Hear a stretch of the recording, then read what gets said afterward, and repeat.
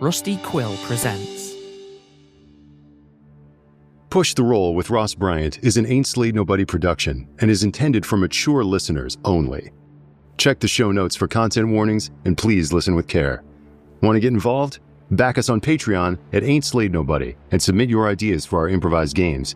Your suggestion just might inspire our next Call of Cthulhu adventure. Join today at patreon.com/ain'tslayed.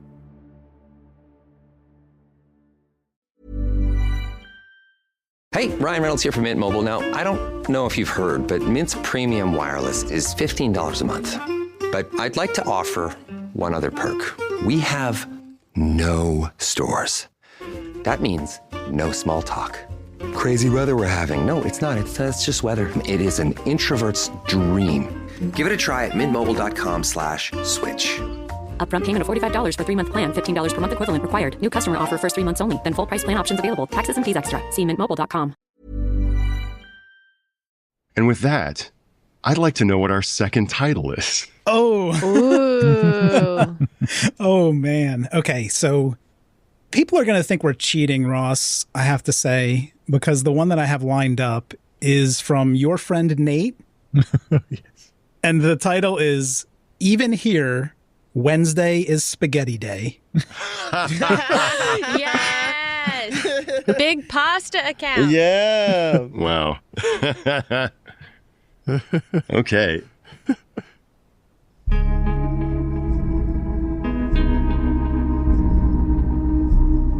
The cosmos is a cyclopean infinity of chaos. Infinite branching paths stretching off to vistas in the distance that will drive the mind mad. Shall we shrink in the face of all this?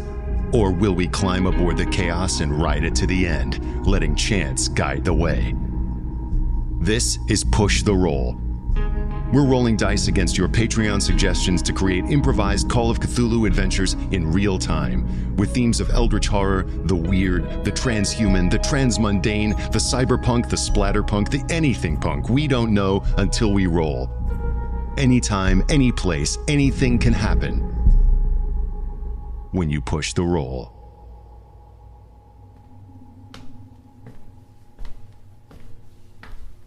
You go down a flight of stairs. You come down into a landing, down another flight of stairs, up, down, sideways, down. You're like getting lost in a stairwell and down, and you're now in sort of back rooms. Long hallways that seem to terminate but open up into another hallway, down a flight of stairs into another anonymous-looking hallway. You know you're somewhere in this penthouse complex, but it's the internal geography of it doesn't seem to make sense. I don't know when the revelation was first made for you, Mr. Shell, but for me, my studies in architecture and building led me to some interesting mathematical theories. But great revelations were revealed to me. And you down a stairwell, and he opens a door, and you are now in a giant triangular-shaped room. Please roll sanity, because there's no way a triangular room of this size could be in this building. You are in a room that is larger than the building you are in. What? The geography does not make sense. I'm in denial, apparently, or something. I rolled a 14 under 70. I'm like, this is an optical illusion. Yeah, same. I passed that one, and I think Marty's just so caught up in the weirdness of the situation that he hasn't even noticed the dimensions of the room. He's just looking in panic at Lucy, just saying, I don't know what I'm doing. Where is Jordan? I don't know what happened to him. I turned around, I came back from the bathroom, and he was gone. Oh. Yeah, you walk into this room. The people file in. There's maybe 20 more people in this room. And now that you're inside, yeah, they're all dressed very, very arch, very pristine, in dark blacks and bright whites. Everyone is in these sort of monochrome outfits. Make a spot hidden, Lucy. Went on the ground. Oh, I love real dice. They never... That's a 34 under 35. So Awesome. Oh, wow. That's pretty exciting. Then you definitely catch the flashing eyes of Jeremy L. Darrigan across the room. He's here. I hate it and I love it all at the same time.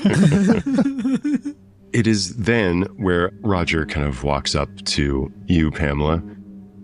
I had others coming, other arrangements were made. I hired people, but I suppose they can be left to their own devices. It won't matter much after tonight anyway, because you have been brought to us. The providence of the triangle moves apace. The angle is complete, and you have been brought to us. It wasn't chance that brought you to my penthouse. This is a fated meeting. It was fate when you and I met here, just like it was fate when you and I met here, Mr. Benning. And now you can see across the room, in one of the points of the room, restrained to a sort of metallic chair, is Jordan Benning. There are sort of metal cuffs around his wrists and ankles and his neck on this chair. It is like a bright chrome, and it's at one of the points of the triangle.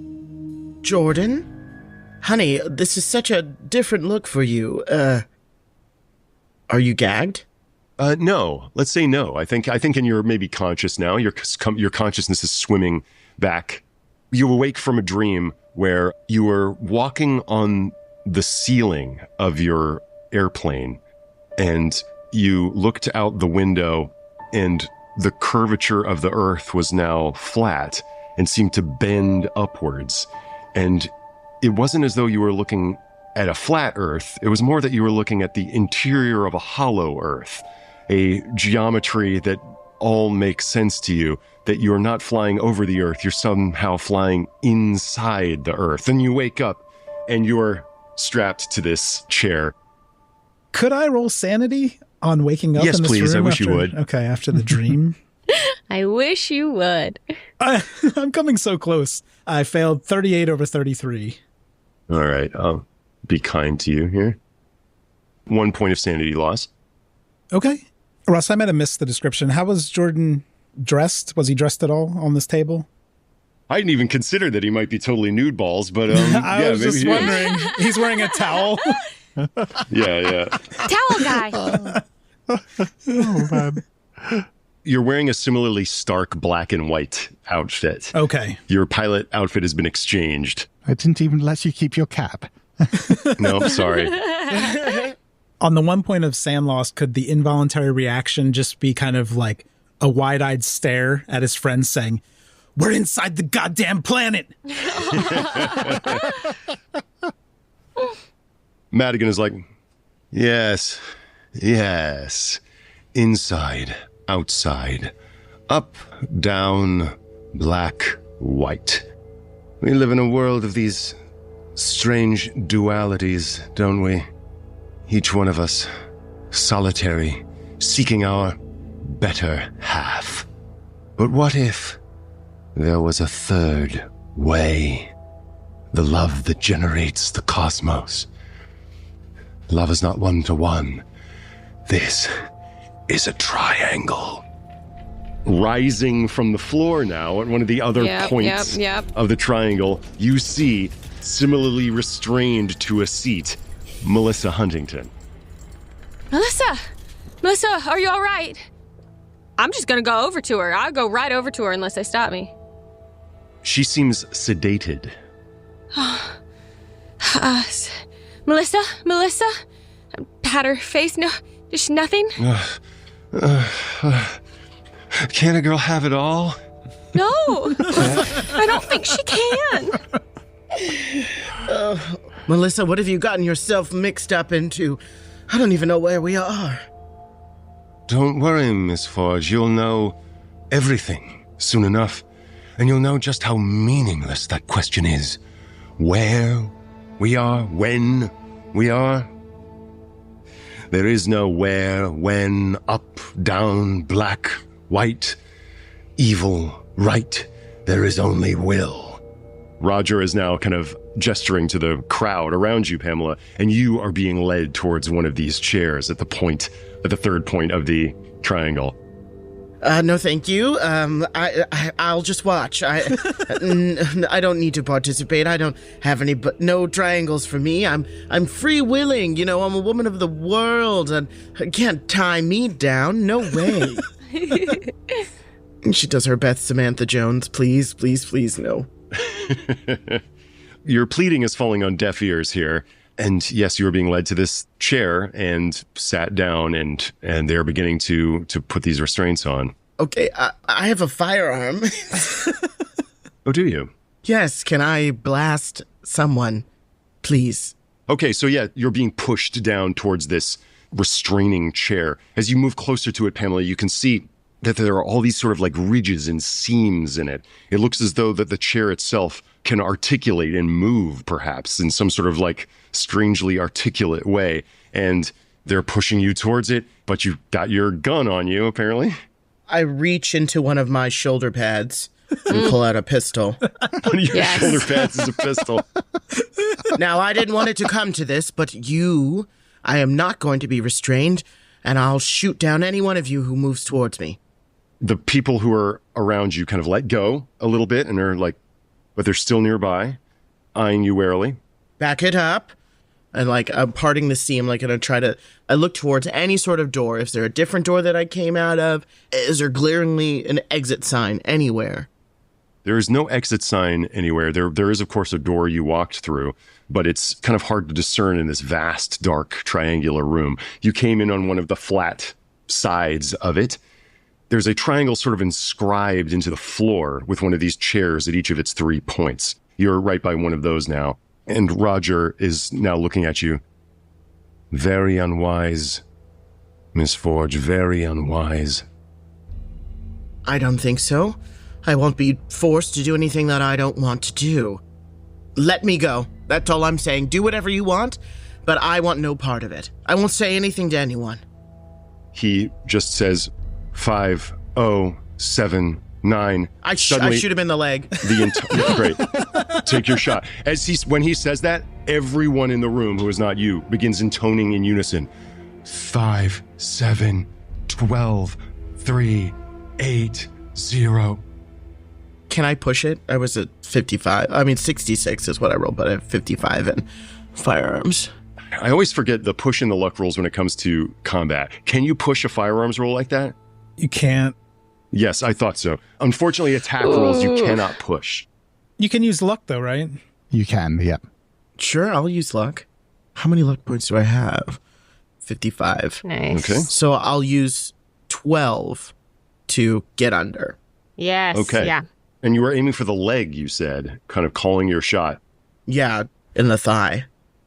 If you had this in your shoulder pad, it's probably rather small.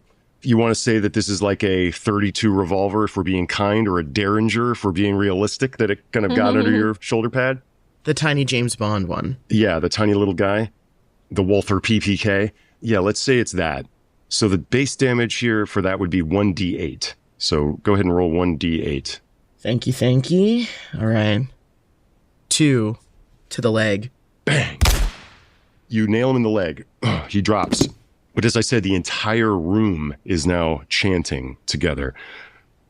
5, 0, 9. With this chant, Marty has never really understood relationships, and every bit of relationship advice he's given over the years has been bad. He's destroyed countless relationships through his advice column. And I think here, as this is all kind of relational, as this, this is a numeric expression of relationship, maybe slightly deliberately or maybe completely inadvertently, he is totally fucking it up. Okay. He's getting the numbers wrong. He's getting things in the wrong order. He is just messing with the rhythm of this whole thing. Great. You're trying to kind of work against this chant, so to speak. Yeah. Well, they rolled an extreme success on the spell that they're casting together. Of course they did. I'll say that maybe you're trying to fuck it up brings that down to a hard, which still succeeds. Okay. Is Lucy even also chanting numbers, just caught up in this thing, or that she might be choosing to not? Totally up to you. I don't think you're compelled to join by what you're hearing, but you might be if you're swept up in it. I think it's a little too upsetting at this point seeing her friends in this way. I don't think she's quite caught up in it, especially since she succeeded so well in her sanity roll when they first got in. I think she's holding on to some sense of herself. So I think during all this, she's kind of like sidling her way over to where Jeremy is to be like, what's going on? Why are you here? What's happening? What is this? Even though he's chanting the numbers, she's trying to get him to stop to answer her questions. He looks at you. He's just peering into your eyes. That same look of disdain that is just a mask for desire. Disdain and desire at once. Two are becoming one. A union of opposites as they are just saying 0, 5, 8, 9, 9, 9. No, stop this. She'll put her hands on either side of his face and kiss him. Trying to get him to stop. Love will save us. Brilliant. I love that. Roll power, Paula. Oh, gosh. Okay. Where's my... Okay. It's 70, so... Okay. I don't know if I want to fail or succeed it. I rolled a straight 70. I rolled exactly what it is. That's hilarious. I rolled 70, and it's 70. That's the power of love. That's the power of... I hesitate to bring this up, but it seems apropos that I did roll a 69. Nice. Nice. So a couple of things happen. Pamela, despite these efforts to interrupt this chant and what they are trying to do, these are practiced elect officiants of whatever this process is that you've been brought into. And what happens is you feel their gaze on you. These numbers are just like hitting your ear. But more so, you just feel as though what is being said is that they are somehow describing the contours of not just this room, not just you, not just the gun that is pointed at Roger Madigan, but of reality itself. And that the numbers that they are evoking a paradox that is reaching into the very numerical structure of reality and picking it apart. The pistol, it is in your hand, and then it is your hand. As you sit there and you watch as the stock and trigger of this pistol, this Walther PPK in your hand, suddenly kind of merges with your palm. Your finger bends, warps, and painfully knots itself through the guard in front of the trigger and winds itself around the barrel as your entire hand, just in the most serpentine, spidery way, just kind of engulfs the metal of the thing. And suddenly, your entire hand is just this crude simulacrum of a hand and a pistol. And the last thing you see is your flesh seal over the mouth of the barrel. As your hand just engulfs the thing. Please roll sanity. Yeah. 32 over 85. This is nothing. Lightweight. Yeah. Light work. This is nothing compared to what goes on at the forgery. Sorry, Roger. I did a bunch of drugs before I got here. Well, I can't believe it, but yeah, you only lose 1 point of sanity for that. Okay. But I will say that what you notice is that you could get another shot off. Oh. You have this connection with the gun now. It is you. But of course, in order to take a shot, you'd be shooting through your own flesh. So you will take damage if you shoot. Oh my gosh. So it's like really happening. It's not a hallucination. Her hand has become a gun. Oh my god. Yeah. Now, you kissed Jeremy L. Darrigan, a children's author. Jeremy L. Darrigan's lips are against yours. He's saying, my rival. 5, and you're kissing. He also got a regular success. What is your power score? It's 70 total. I'm afraid that his power score is higher. No. When you touch, he is not just intoning the numbers. He is now kind of speaking them into your mind. Oh no, it's over. He shows you something. No. That's right. Remember the feeling of true love. When you know it's right, it becomes all-encompassing, and the rest of your life falls apart. Yes. Yes, a union.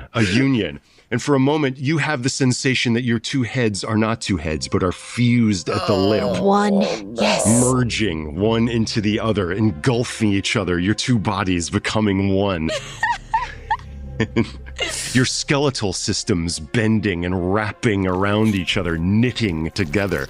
But this, of course, is not happening. This is just in your mind. But he is showing you the power of the potential of their movement, that they are communing with the numerical substrate of reality. They worship it. They commune with it. And that now that they can do this ritual, when the triad of the celestial bodies overhead, rhyming with the triad here below, their power shall be focused and undefeatable. And the last thing that you're left with is just the image in your head, rotating of that Penrose triangle. As our lips part, I think I am now intoning the same string of numbers along with everyone else. Oh. Please roll sanity. 77 over 69. I fail. We like that. It feels right in this moment. That's 4 points of sanity lost, Lucy Flowers. Oof, okay. Could we say that Jordan, being restrained to this chair, sees Lucy and Jeremy kissing, and that Jordan has been secretly in love with Lucy all this time, but No, but I was too. But he's been getting bad advice from Marty. He's been writing into the record under the name Soaring Heart for advice about his feelings for Lucy. And he's like, oh, be aloof. Yeah, Marty's just been replying saying, if it's meant to happen, it's meant to happen. Just don't push it. Don't push it. Seeing that kiss, he's going to try to break out of his restraints. He's getting like this burst of true love. I love this. Jordan, you are rolling for love power. You want to try to break out of these restraints with the power of love. Yes. I think that this could be just a strength roll. Mm-hmm. I'll say this. If you make an extreme strength roll, you might be able to get a hand free. Okay. If you make a regular power roll, you can get 2 hands free. Oh, okay. Let's see. As you know, my sand's low, so my power also is low. I have 91 over 35 for power. I do have 91 over 70 for strength. Can you push it? Yeah. Push, please. Which one do I want to push? I'll push the power roll. That seems more reasonable. So I'm going to push it by professing my love out loud. Yes. Yes. Yes. Lucy. That's so vulnerable. Lucy, I love you. I love you so much. Ever since the day I ran into you and you spilled your pear martini on me, even though they started calling me Pear Jordan, I've just had these feelings bursting out of me, kind of the way Pamela seems to be bursting out of her body right now. Ah, my head! And I will push that roll. Oh, I passed! I rolled 27 under 35. Amazing. Yes. Amazing. What can't love do? What can it do? The amazing power of love fills your body, and you are suddenly able to wrench your wrists free from the restraints, and your arms are free. You may be able to, in a little while, like work off the ones on your neck and on your legs. Oh, good. Well, I love Pamela and Marty, too, so we'll work with that later. Wonderful. Marty, we haven't touched base with you in a second. Marty, what do you think you're doing? Yeah, seeing Jordan professing his love for Lucy like this and realizing the truth of the terrible advice that he's given and perhaps the true nature of love that he's been blind to all this time, Marty just staggers out into the middle of all these chanting people and saying, no, you don't understand. You can't just quantify love as numbers. You can't just break it down. It's not something you can analyze like that. It's something deeper. It's something that doesn't fit into numbers. And just see whether I can put them off like that. What a passionate appeal for the ineffable power of love that cannot be quantified, that is totally subjective. And Love this is its don't beauty and its cost a curse. thing. We know this. Yes, your love don't cost a thing. You can't buy me love. It's so true. What do you think that is? That sounds like almost a persuasion to me, or a... Or a power roll, maybe, again? Or power sounds great. Go for a power. Yeah, I'm terrible at that, so this seems to fit. Wonderful. That's 50 over 40, but, I'm going to spend the 10 points of luck on this. I think this is well worth 10 points of luck. Yes. The awesome power of Marty Shell's advice fills the room. Yes, finally. Perhaps for the first time, he is speaking with true authority and good advice before this crowd, and they're chanting slows and stops as they look at you, hearing what in this room is blasphemy. As you say that this is unquantifiable, that numbers have no place here, as they gaze at you with disgust. Lucy, you're kind of reeling back this image in your head. Jordan, your arms are free. Maybe you're picking at the restraint around your throat. Mm-hmm. Pamela, yes, your hand is a damn gun. Your hand is a gun? Now, who has just heard this passionate appeal from Jordan, maybe still holding your shoulders, Lucy, is Jeremy L. Derrigan. And he looks at you, Jordan. It's like, you love her. I can give her everything. I suppose, perhaps, Lucy, you should choose. What is it you want? Humble, true love, or the security that comes from a professional person with a good job in the big city and big connections with elemental non-Euclidean deities that can give you everything your heart desires? Well, most couples do fight over finances.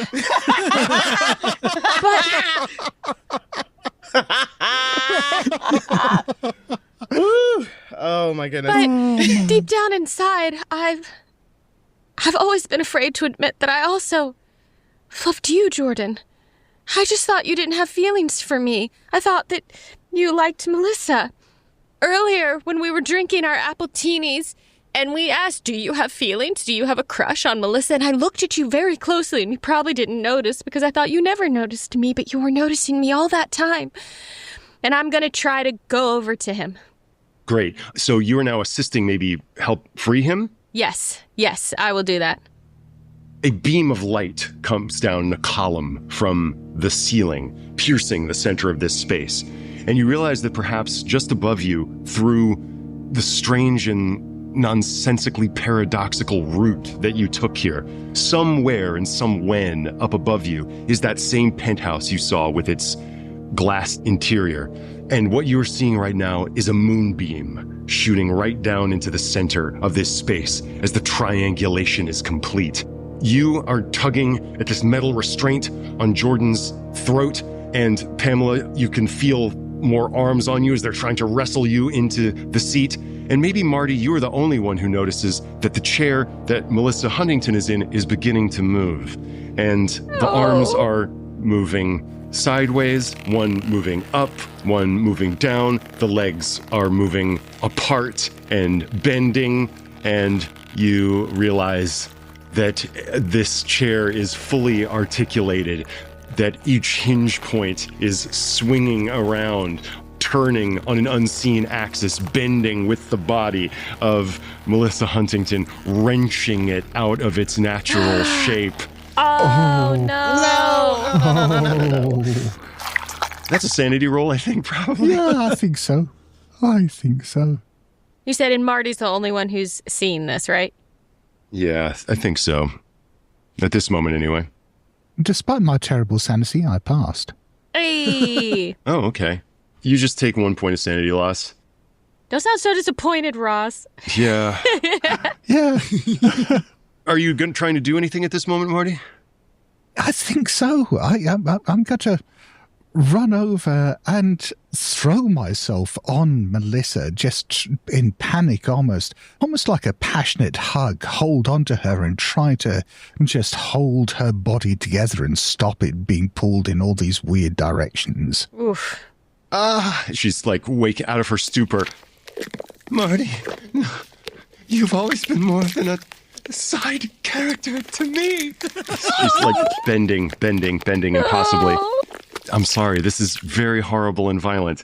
But yes, Marty, in your arms, you can feel her body being pulled into a grotesque parody of its former shape.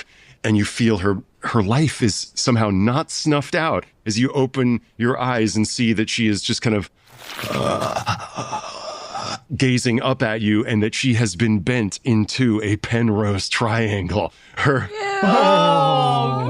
Her insides are her outsides. Jesus. Oh, no. The chair that you are on, Jordan, is beginning to move. Let's get a lockpick. I'm worried. Yes. No, I have to stop it. How do I stop it? Oh. Why don't we get a lockpick or a mechanical repair roll from somebody? Oh, my gosh. Or maybe just a strength roll to wrench yourself free. Whatever roll we end up doing, Ross, now that both hands are free, could I potentially do a bump of cocaine to get a bonus die?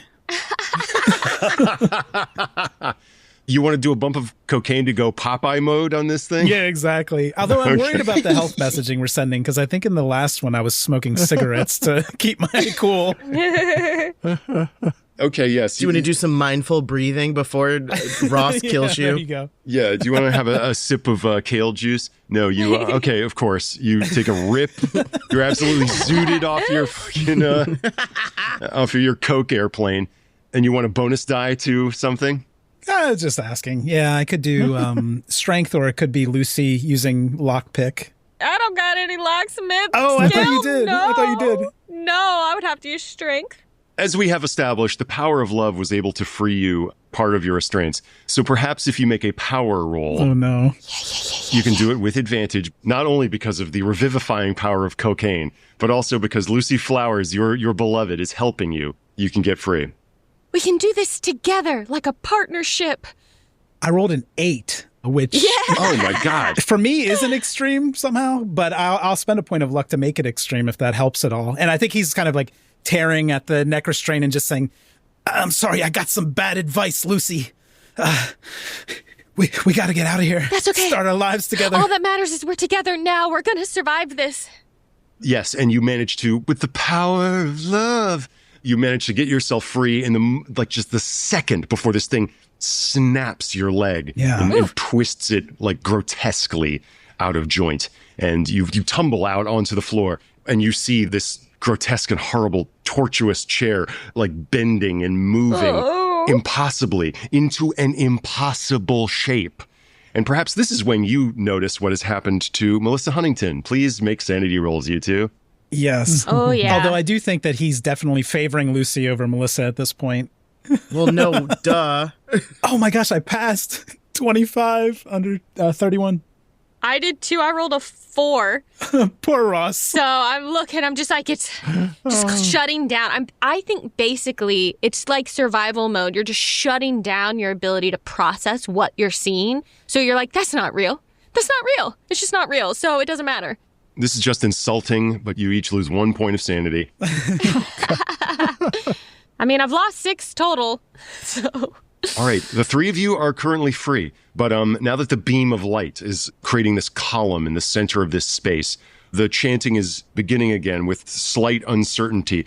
Your ode to the unquantifiability of love put them off for a moment, and they were disgusted by it. They ceased their chanting, but they are now back on their game, having seen that the conjunction of these celestial bodies has occurred, that this is the consummation of all their plans. You can see some of them beginning to move towards you now. Silence. Uncreation is too good for you. We will find strange and exquisite shapes to bend you into. Shapes that no mind could ever unravel, Mr. Shell. They are moving towards you. Pamela, you feel hands on you as they're trying to press you down into your chair. You know it's coming. I just shoot. Oh, God, I know it's going to be horrible. Through my hand. Oh. I'm just trying to take as many headshots as I can. Okay, you've got people around you, so I think this would be point blank. You can shoot 3 times if you want, but you take disadvantage on your second 2 shots. Okay. First one is a 12. What? Yes. I love this for you. Second one, disadvantage, you said? That's right. Okay, so I rolled 95 on the second one. Okay, it's a miss. And a 75 on the third one. Okay, so you managed to get off 1 clean shot, but as I said, you will take some damage as well. Roll your damage on that 1 successful shot.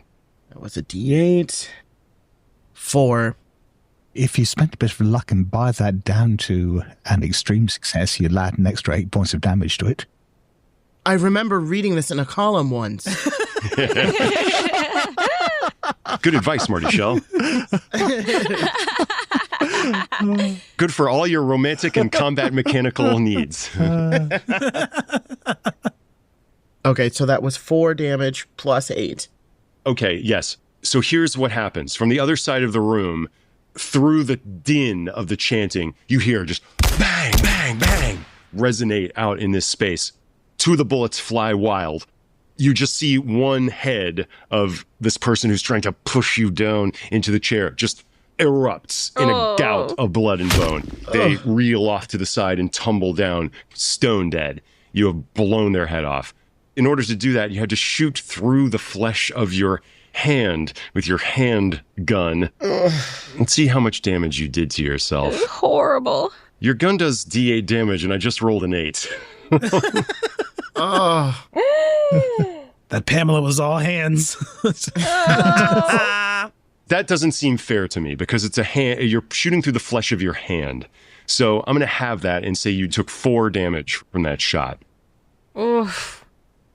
Are we seeing Pamela shoot a flesh gun through herself? Because 1,000%. That sounds like sanity rolls to me. Yeah. Oh. No. I still somehow passed 57 under 64. I've finally failed one with a 70 over 30. Yeah, and I failed too. Okay, the failures take 3 points of damage for that horrible supernatural violence. The person who passed, no sanity loss. Okay. It's not real. This is a dream. This is not real. I am indefinitely insane. That pushed me over by 1. Okay. No, we just fell in love. Yeah, but now we can be crazy in love. Yeah. Yes. Crazy in Love, which just came out. Yes, Jordan, love has got you feeling so crazy right now because you realize that this unrequited passion that you've been nurturing for years for Lucy Flowers, a woman whose artistic acumen and generous spirit you've seen go disregarded for so long and unappreciated, that you've always yearned to be her man, her better half, that she is the wind beneath your fresh wings, that you know that there's a way that you could be together forever, that you two could share, as it were, the same body, that all physical matter is material for an underlying mathematical intelligence, and those who know its arcane and esoteric language can forge new and incredible flesh together. What is an airplane but a duck with an engine? What are you talking about? That sounds crazy, Jordan. Oh, did I say that out loud? I think he's going to grab Lucy around the hip and say, Lucy, this is your captain speaking. Fly with me. And he's going to try to, merge the bodies. Maybe, moving toward the chair. Fly me to the moon. No, we're not going. We're not going toward the chair. No. We just got away from that. We have to go help Pamela. Oh, no, that sounds like a contested strength roll, maybe. Oh, no, I'm good at strength. That could be bad. Oh, no, I'm not. Come on. I got a lot of luck, though. At least the cocaine's wearing off. Oh, no. I have a hard success, 29 under 70. I rolled a 96 over 45. You can't push contested rolls. You could spend a bunch of luck to get extreme. I would have to spend 96 to get an extreme. I would have to spend 80 something. I have 75 luck. But there's not enough. There's not enough luck to make that work. No! Oh, dear. Don't sound so smug about it, Ross. Sorry. Love works in mysterious ways. Love indeed works in mysterious ways. You never know when it'll strike. You never know when it'll hit like a bolt from the blue. You never know when love will pinion you together onto a articulated ritual device of strange and eldritch power, and you will feel yourself bent into non-Euclidean shapes as you become one of the chosen. Not a sacrifice, but an offering. You are taking on the form more perfect than the one that you had before, as you and Jordan are woven together on this chair. And what was occurring in your mind a few moments ago as Jeremy L. Derrigan kissed you is now happening in actual fact as you and Jordan are merged on this chair. Oh. Pamela, you blew this guy's head off. The other 2 shots went wild. I think that people are kind of like pushing you out of the way and like running around. One person flings their black and white jacket off, and you suddenly see a face you didn't recognize, but a torso you do recognize. It's Bo. No. It's Towel Guy! As he sits down in the chair, he looks at you in the eye, and he says, I think I learned something today. I grew up a little bit. I've been taken and taken and taken. But what love really requires is sacrifice. And it begins to bend him into unknown and strange shapes. He's so giving. It's all for you.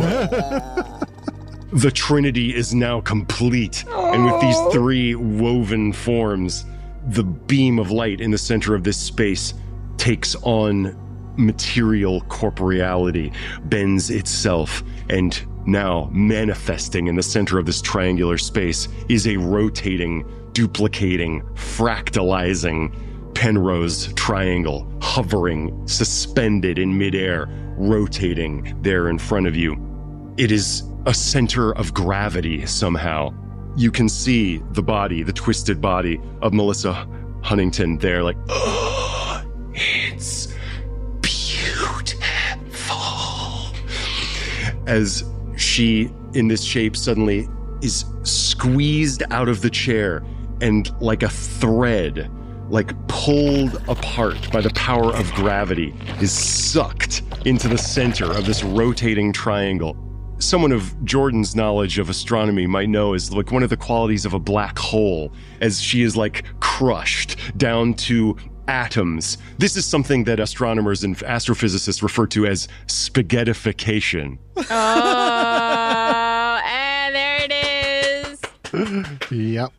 As she is drawn, her human body becoming a thread of gore and viscera reaching out towards the triangle. Jordan and Lucy, your bodies similarly are being crushed. Your crush has found you, and you are being just absolutely pulverized down into atoms, the thread now moving towards this Penrose Square. Bo, also likewise bent and misshapen, is moving to its 3rd thread.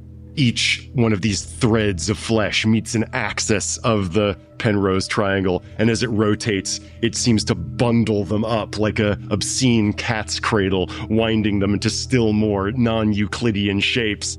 You can see Roger Madigan holding his bleeding leg there, kneeling on the ground, like pale with pain, but just with a huge rictus of joy on his face. Do you see him? Do you see her? Do you see it? The love triangle. Lucy's last moments of consciousness. She just suddenly has a flash of an idea for her next book that she's certain she'll be able to write. Patterson the Duck meets MC Escher as she... And Jordan just has this final wave of relief that no one's ever going to learn that he didn't actually have a pilot's license. Oh, Oh, no. Seeing all this, the members of this organization, the holders of the keystone all around you, continuing to chant their numbers. Is there anything you would like to do, Pamela and Marty? If they're all enraptured in Trying to run? this chant, yeah, if I can get out of there. Yeah. You run. They're not even paying attention to you. It takes a lot of strength to run because the gravity in this room has changed. Up is somehow different. Down is somehow different. The down seems to be wherever this triangle is. It seems to be pulling you towards it, but it's not quite fully manifested yet. Pamela, Marty, you burst out of this room through the door that you came through. It sort of seals behind you. And remember, you're back now in that warren of rooms and staircases. If down is up and up is down, just do the opposite of what we think we should be doing. Does it even matter now, Pamela? It doesn't matter. Does it even matter if we get out of here? So what are we supposed to do? Just stay in this infinite labyrinth forever? Don't you have a column to get out? I've got things that need to be... No, I mean, I realise now that I've been wrong about everything, and what's in there It's terrible. It's the worst thing I've ever seen, but it's true. And I'm going to go back and I'm going to open that door and go back in. Wonderful. Marty opens the door and he doesn't go back in. He falls back in because when that door is opened, suddenly that is down. He plummets down into the triangle. And as the door kind of like shuts behind him. Literally falling in love. Yes, falling into love. And you feel that gravitational force dragging you towards it for a moment until the door shuts. Pamela, I will let you roll either navigate or track to find your way out of this non-Euclidean space. Oh shit, I had navigate, sorry. Oh, I rolled 72. And navigate is 20, and track would have been 25, so. You don't have that much luck? No, I have 43 luck left. The difference is 29. Yeah, I would have to beat a 25. Just a few points short. Okay. So, Lucy, Jordan, you are one with this thing, one with each other. Marty, I think you're one with it also. But what is one, really? It's the loneliest number. Yeah. Is there a multiplicity in one? Within the space of this entity, these quantifiable descriptions seem to lose their meaning and fall apart like sand in your fingers. You have transcended such duality. You are a part of the triangle now. Pamela, you're in this space. Can I hear something about like what, just a coda from you in this zone? I think Pamela is feeling, as a person who's like, in the nightlife and is around all of these people and probably feels love and warmth from just like social interactions of just being like kind of an it girl and realizing that all of her people have like fallen off, have paired up, and she is now truly alone, trapped in this space.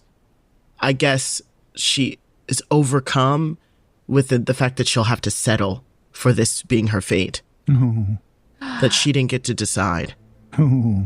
That's so sad. Imagine Pamela days later, hungry, thirsty, walking upside down, up a down staircase, descending upright in a spiral staircase that seems to move laterally through a tower in these bizarre Giovanni Piranesi inverted dungeons, these MC Escher-esque zones.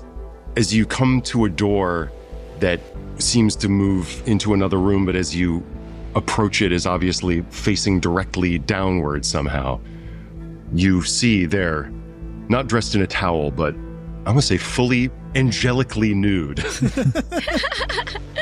Bo. He's holding in his hand a Penrose triangle that is suspended above his palm, rotating in several dimensions at once, just tesseracting there in his palm. It seems you're lost. You could, of course, join us. And I feel like this is a true Reese Witherspoon in a Sweet Home Alabama of like going back to the one who started it all. And she recalls coming out of Melissa's apartment and seeing this guy who just always has his door open and would make eyes with her, and she never thought to approach it because it was, too close for girl code. But I guess none of that matters now. And she like wraps her arms around him to like give him a big kiss, to like, if there's one part of this I can enjoy, it'll be this. And the leg like pops up. Tried to make it as cute and as picturesque as possible before the most violent thing happens to her. Yes, beautiful. Yeah, like they're in a beautiful embrace. They're in this impossible, paradoxical space. What is love if not a paradox? It's like, so glad that you made this choice. You love it here. It's beautiful. Because here, every Wednesday is spaghetti night.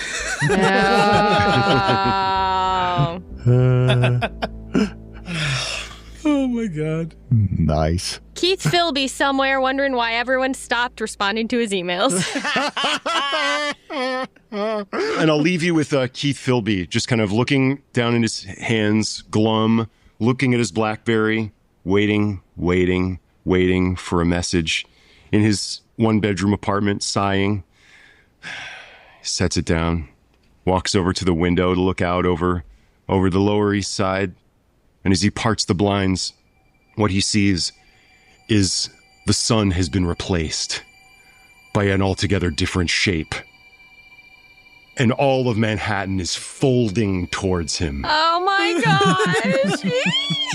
Wow. As the entire space bends and turns on unseen and paradoxical axes, and folded down, in, out, black, white, all dualities brought together in the triangle, forever and never. The end. Oh. Very nice. Oh, great job, Ross. That was fantastic. Exceptionally creepy. Very well done. Body horror. Thank you, everybody. That was a lot of fun. Oh, that was great. And thank you, Siegfried and Coy and your friend Nate. I'm sure this is exactly where they thought this would go. Yeah. Now, honestly, I kind of want some spaghetti, if I'm honest. Yeah. Yes. Thanks so much for listening to Push the Roll with Ross Bryant, an Ain't Slayed Nobody production. You can follow me on Instagram at RossBB, and if you enjoyed the show and want to shape future episodes, join us over on Patreon at Ain't Slayed Nobody. Find us at patreon.com/Ain't Slayed. Subscribe, submit your title ideas, and help decide where our next roll takes us. Catch you next time.